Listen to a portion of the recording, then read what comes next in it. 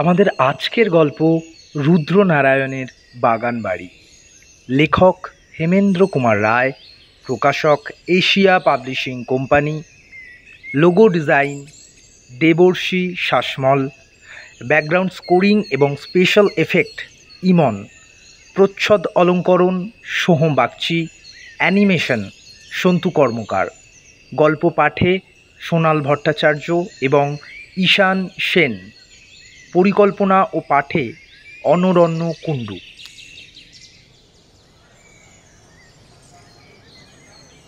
আমার কাছে মাছ ধরতে যাওয়া হচ্ছে একটা নেশার মতো। মাছ পেলে তো কথাই নেই, কিন্তু মাছ না পেলেও আমার আনন্দ ম্লান হয় না। সারা বেলা মেঘমেদুর আকাশের তলায়, নীল সরোবরের পাশে গাছের সবুজে সবুজে আলো ছায়ায় ঝিলিমিলি দেখতে দেখতে বাতাসের গান শুনতে আমার বড় ভালো লাগে। তাই কোথাও কোনো পুকুরের খবর পেলেই ছিপ কাঁধে করে ছুটি। একদিন সন্তোষ বললে, আমাদের দেশে এক পুকুর আছে যার জলে 50 বছর ছিপ পড়ে এবং মাছও আছে হাজার হাজার। ওরে বাবা, এমন আশ্চর্য পুকুরের কথা কখনো তো শুনিনি ভায়া। পুকুরের অধিকারী গোড়া বৈষ্ণব বুঝি? হ্যাঁ, ঠিক উল্টো, তারা গোড়া শাক্ত। বুঝলুম। তবে ছিপে এমন অপমান কেন ভায়া? মুর্শিদাবাদের সাগর দিঘির নাম শুনেছ তো? রাজা মহিপালের সাগর দিঘি? হ্যাঁ, 1 মাইল ব্যাপী বিরাট সেই দিঘি। তার বয়সও শত শত বৎসর, আর তাতে মাছও আছে হয়তো লক্ষ লক্ষ। কিন্তু স্থানীয় লোকেরা ভয় সেখানে মাছ ধরে না, এমনকি তার জল পর্যন্ত ব্যবহার করতে চায় না। অথচ কি যে ভয় তা কেউ জানে না। বিভীষিকা যেখানে অজ্ঞাত, মানুষের আতঙ্ক সেখানেই হয় বেশি। তোমাদের দেশের পুকুরটাও ওই জাতীয় নাকি? সন্তোষ সোজাসুজি জবাব না দিয়ে বললে, আমাদের গ্রামে বর্তমান জমিদারের প্রপিতামহের নাম ছিল রাজা রুদ্রনারায়ণ। লোকের বসতি থেকে অনেক দূরে তার একটা বাগান বাড়ি ছিল। তিনি প্রায় সেখানে বাস করতেন।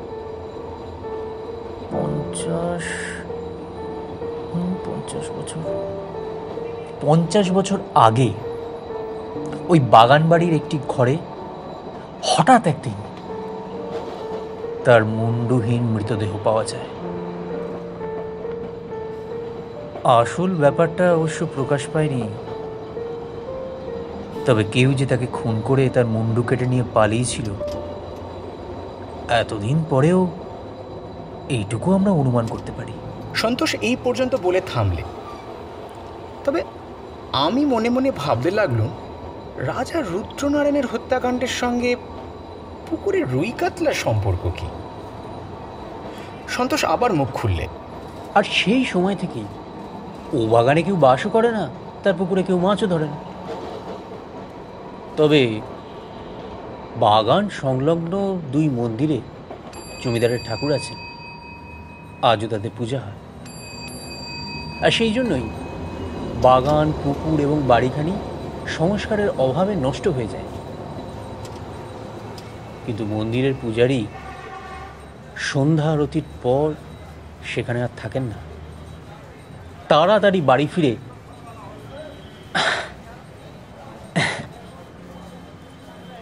অর্থাৎ পালিয়ে আসে।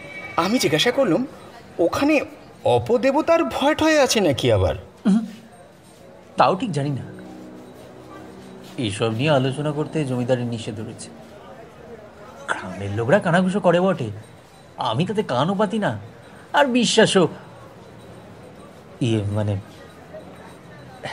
বিশ্বাসও করি না। তবে শুনেছি সেখানে এমন কোনো মূর্তিমান আতঙ্ক রয়েছে যার নাম মুখে উচ্চারণ করা উচিত নয়। যত সব বাজে কথা।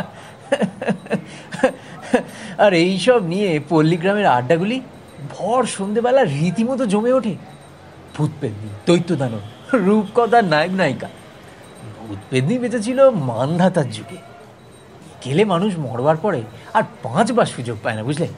আমারও ওই মত। মরবার পর যে দেহ লুপ্ত হয়ে যায়, আত্মা যদি আবার সেই দেহ ধারণ করতে পারত, তাহলেই প্রাচীনা পৃথিবীতে ভূত পেতনির দল এত ভারী হয়ে উঠত যে মানুষদের আর মাটিতে পা ফেলবার ঠাঁই থাকতো না। আমি জিজ্ঞাসা করলুম, রুদ্রনারায়ণের বাগান বাড়িতে মাছ ধরাও নিষেধ নাকি? না, এখন যিনি জমিদার তিনি আমার বন্ধু, তার কাছ থেকে অনায়াসে অনুমতি আনতে পারি। ইচ্ছে থাকলে গ্রামের অনেকেই অনুমতি পেতে পারত, কিন্তু কারোর ইচ্ছেই নেই। সকলেরই বিশ্বাস ওই পুকুরে মাছ ধরা নিরাপদ নয়। আমি উৎসাহিত হয়ে বললুম, সন্তোষ, তুমি তোমার জমিদার বন্ধুর কাছ থেকে ছাড়পত্র জোগাড় করো। আমি খালি ওখানে মাছই ধরবো না, দিন 3 ওই বাগান বাড়িতে নির্জন বাসও করে আসব। নির্জন বাস? কেন? প্রথমত, আমি তোমাদের গ্রামের কুসংস্কার ভেঙে দিতে চাই। দ্বিতীয়ত, রহস্যময় বাড়ি, ভৌতিক আবহ এসব আমি বেশ ভালোবাসি। আর তৃতীয়ত, শহরের জনতার তর্জন গর্জন ভারী একঘেয়ে হয়ে উঠেছে গো ভায়া। বিজন স্তব্ধতার ভিতরে মনকে খানিকটা ছুটি দেবার স্বাদ হচ্ছে। বহুত আচ্ছা, তাহলে আমিও তোমার সঙ্গী হতে চাই।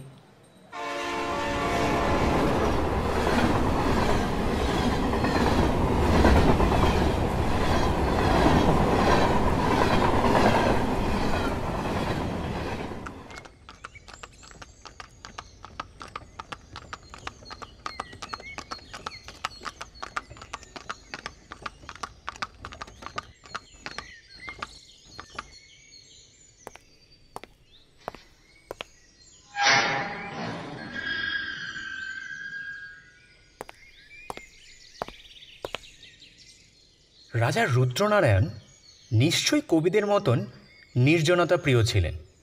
সাধারণ ধনীরা এমন জায়গায় বাগান বাড়ি তৈরি করেন না। বাগানের কোনো দিকে 5 মাইলের মধ্যে লোকালয় নেই। চারিদিকে ধুধু করছে মাঠ আর জলাভূমি।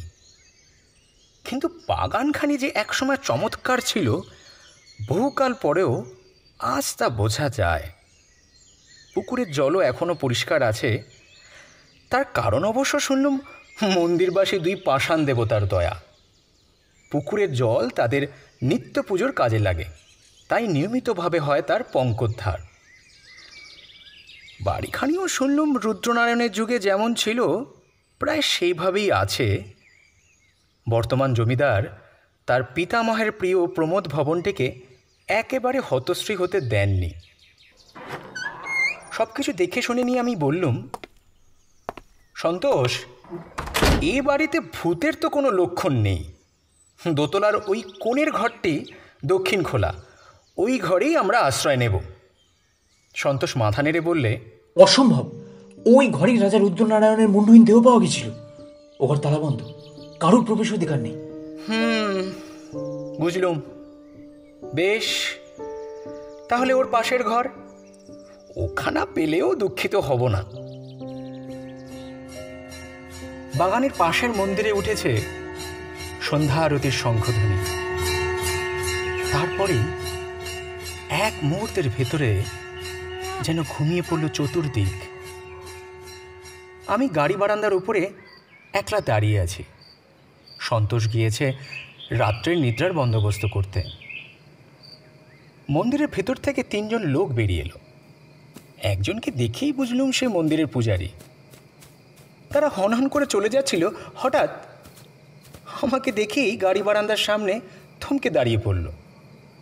তাদের চোখ মুখ বিস্ময়চকিত। তাদের মনের ভাব বুঝে মৃদু হেসে বললুম, মশাইরা অবাক হয়ে কি দেখছেন? আপনি কে? জমিদার বাবুর অতিথি। অতিথি এই বাড়িতে? হ্যাঁ, সেরকমই তো মনে হচ্ছে। পূজারী আর কিছু বললে না। তারা 3 জনই একবার পরস্পরের সঙ্গে অর্থপূর্ণ দৃষ্টি বিনিময় করে দ্রুত পদে বাগানের সীমানা পেরিয়ে অদৃশ্য হয়ে গেল। লোকগুলোর সন্দেহজনক কথা ও ভাবভঙ্গি নিয়ে হয়তোবা মনে মনে খানিকক্ষণ নাড়াচাড়া করতুম, কিন্তু সে সময় আর পেলুম না, কারণ সুদূরে একটা তালবনে মাথার উপরে আকাশ তখন পরিয়ে দিচ্ছিল চাঁদের মণিমুকুট।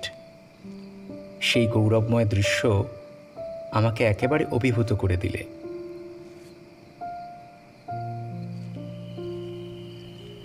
গ্রামের কোনো চাকর বা পাচক আমাদের সঙ্গে এখানে রাত্রিবাস করতে রাজি হয়নি, কাজেই সন্তোষী করলে নিজের হাতে রান্নার আয়োজন। এদিকে আমার বিদ্যা প্রথম ভাগ পর্যন্ত পৌঁছয় না। আমি চেষ্টা করলে কেবল একটি জিনিসই ভালো রাঁধতে পারি, ভাত। তবে হাঁড়ি নামিয়ে ফ্যান গালতে পারি না। আমরা যে ঘরে আশ্রয় নিয়েছিলাম সেখানে ছিল একখানা সেকেলে পালঙ্ক, দুখানা কাঠের কেদারা, দুখানা টুল, দেওয়ালে টাঙানো দুখানা মস্ত মস্ত আরশে, আর একটা দেরাজওয়ালা আলনা ও কারুকার্য করা প্রকাণ্ড আলমারি। প্রত্যেক আসবাবই ময়লা ও জীর্ণ। দেওয়ালে খানকয়েক পৌরাণিক ছবি ঝোলানো রয়েছে, সবগুলোই সেকালের বিখ্যাত চোরাবাগান আর্ট স্টুডিওর লিথোগ্রাফ। চেয়ারের ওপর বসে বসে সন্তোষের সঙ্গে আগামী কল্যকার মৎস্য শিকার নিয়ে কথাবার্তা হচ্ছিল। জলে মাছেদের অবিরাম লাফালাফি দেখেই বুঝেছি এ পুষ্করণী হচ্ছে ছিপধারীদের স্বপ্ন স্বর্গ। বড়শির সঙ্গে সাংঘাতিক পরিচয় হয়েছে এখানে এমন ঘাগি মাছের অভাব। ফেলো টোপ, তোলো মাছ। কালকের ব্যাপার যে এই হবে এ সম্বন্ধে আমার এতটুকু সন্দেহ নেই। মনের আনন্দে এমনই সব আলোচনা চলছে, এমন সময় নিজের হাতঘড়ির দিকে তাকিয়ে সন্তোষ বলে উঠলে, এই রে, রাত 12:30 তাই নাকি? তাহলে নিদ্রা দেবীর আরাধনা করবার আগে আরও একবার আকাশের চাঁদমুখ দেখে আসি, কি বলো? উঠবার উপক্রম করছে, হঠাৎ পাশের ঘরে একটা অভাবিত শব্দ। মেঝের ওপর দিয়ে হড়হড় করে কে যেন একখানা ভারী চেয়ার টেনে ও ঘরের এদিক থেকে ওদিক পর্যন্ত নিয়ে গেল। ও ঘর মানে রাজা রুদ্রনারায়ণের তালাবন্ধ ঘর, যার মধ্যে কারো ঢুকবার হুকুম নেই। সন্তোষ এক লাফে দাঁড়িয়ে উঠল। সন্তোষ, তুমি যে বললে এ বাড়িতে আর কেউ থাকে না, তবে ও ঘরে অমন সশব্দে চেয়ার টানলে কে? হতভম্ব সন্তোষ কোনো জবাব দেবার আগেই বাইরে কোথায় দড়াম করে একটা দরজা খোলার আওয়াজ হলো। আধ মিনিট পরেই শোনা গেল সিঁড়ির উপর দিয়ে কে যেন দুম দুম করে অত্যন্ত ভারী পা ফেলে নিচের দিকে নেমে যাচ্ছে। শব্দগুলো খুব উচ্চ এবং পাগুলো খুব ভারী বটে, কিন্তু মনে হলো যে নেমে গেল সে মাতাল আর অন্ধ, কারণ আওয়াজ শুনলেই বোঝা যায় সে পা ফেলছে দ্বিধাভরে ও বিশৃঙ্খলভাবে। সন্তোষ বললে, খালি বাড়ি পেয়ে নিশ্চয়ই কোনো বদমাইশ এসে বাসা বেঁধেছে। চলো দেখে আসি। এরপরে সমস্ত ঘটনা ঘটল ঠিক বায়োস্কোপের ছবির মতোই দ্রুত। ঘরের কোণ থেকে আমি আমার মোটা লাঠি কাঁচা তুলে নিয়ে সন্তোষের সঙ্গে তাড়াতাড়ি বেরিয়ে পড়লুম। নিচে নেমে গিয়ে দেখি বাড়ির সদর দরজা খোলা, অথচ এ দরজা আমি আজ নিজের হাতে বন্ধ করে তবে উপরে গিয়েছি। বাগানে বেরিয়ে দেখি কেউ কোথাও নেই। কাছাকাছি এমন কোনো ঝোপঝাপও দেখলুম না যার ভেতরে বা আড়ালে কেউ লুকিয়ে থাকতে পারে।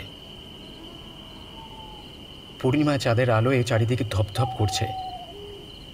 ঘাস বিছানায় একটা বিড়াল বা পাখি পর্যন্ত থাকলেও নজর এড়াতে পারবে না। তবে বাড়ির ওপর থেকে এইমাত্র যে সশব্দে নেমে এসেছে, এর মধ্যে সে কোথায় গিয়ে গা ঢাকা দিলে? সবিস্ময়ে এদিক ওদিক চাইতে চাইতে নজর পড়ল পুকুরের দিকে। জীর্ণ ঘাট থেকে হাত কয়েক তফাতে জলের উপরে দেখলুম একটা অস্বাভাবিক চাঞ্চল্য।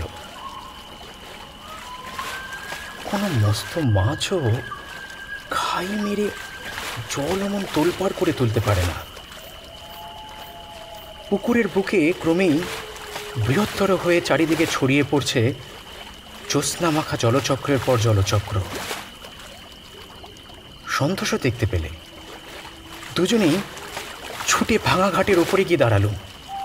প্রথমটা আর কিছুই দেখতে পেলুম না। তারপর আচম্বিতে ভেসে উঠল মানুষের দুখানা হাত, যেন কোনো জলমগ্ন লোক তলিয়ে যাবার আগে অসহায়ভাবে দুই হাত উপরে তুলে প্রাণ বাঁচাবার ব্যর্থ চেষ্টা করছে। দ্রুতপদে ঘাট দিয়ে নেমে গেলুম জলের ভেতরে। ক্রমে আমার বুকের উপরে জল উঠল। আমি সাঁতার জানি না, আমার পক্ষে এর বেশি এগিয়ে যাওয়া অসম্ভব। ব্যাকুল হাত দুখানা জেগে আছে তখনও জলের উপরে, যেন তারা কোনো অবলম্বন খুঁজছে। হাত দুখানা হঠাৎ একবার অদৃশ্য হলো। ভাবলুম লোকটা বোধহয় একেবারে তলিয়েই গেল। কিংকর্তব্য বিমোরের মতো দাঁড়িয়ে আছি। হঠাৎ দেখি হাত দুখানা একেবারে আমার কাছে এসে ভেসে উঠেছে। দুই হাতের দুই মুঠো একবার খুলছে একবার বন্ধ হচ্ছে, যেন তারা আর কিছু না পেয়ে শূন্যতাকেই ধরবার চেষ্টা করছে। আমার হাতে লাঠি ছিল, তাড়াতাড়ি লাঠিখানা এগিয়ে দিলুম এবং সঙ্গে সঙ্গে অনুভব করলুম আমার লাঠি ধরে জলের ভেতর থেকে কে যেন সজোরে টান মারছে।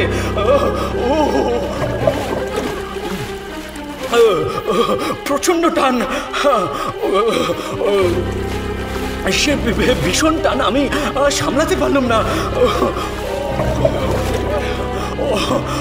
আরো খানিকটা এগিয়ে গেলুম এবং জল উঠল আমার গলার ওপরে।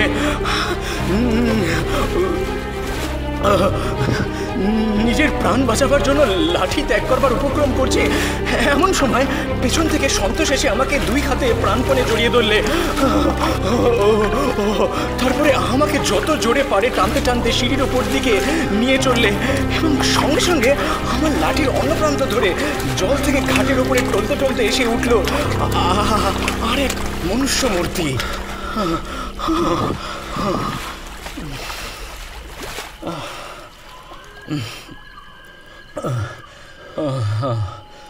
নিরাপদ স্থানে উঠে হাঁপাতে হাঁপাতে বললুম, সন্তোষ, সন্তোষ, আমার কিচ্ছু হয়নি ভায়া, আমার কিচ্ছু হয়নি। কিন্তু ওই লোকটিকে দেখো ভায়া, ওর বোধহয় অবস্থা শোচনীয়। মূর্তিটা তখন ঘাটের ওপর ধাপে এসে লম্বা হয়ে শুয়েছিল। সন্তোষ এগিয়ে এসে তার উপরে হুমড়ি খেয়ে পড়ল এবং পর মুহূর্তে একটা বিকট চিৎকার করে সেখান থেকে ছুটে পালিয়ে গেল। সেরকম প্রচণ্ড চিৎকার জীবনে আমি কখনো শুনিনি। আমার সর্বাঙ্গ হয়ে উঠল রোমাঞ্চিত। বিদ্যুৎ আহতের মতো আমি উঠে বসলুম এবং তারপরে স্তম্ভিত নেত্রে দেখলুম ঘাটের উপরে শায়িত এক আড়ষ্ট নিশ্চেষ্ট দেহ। তার হাত আছে, পা আছে এবং অন্যান্য অঙ্গ প্রত্যঙ্গ সব আছে, কিন্তু কিন্তু স্কন্ধের উপরে নেই কেবল তার মুন্ডু। সে হচ্ছে কবন্ধ, রাজা রুদ্র নারায়ণের কবন্ধ।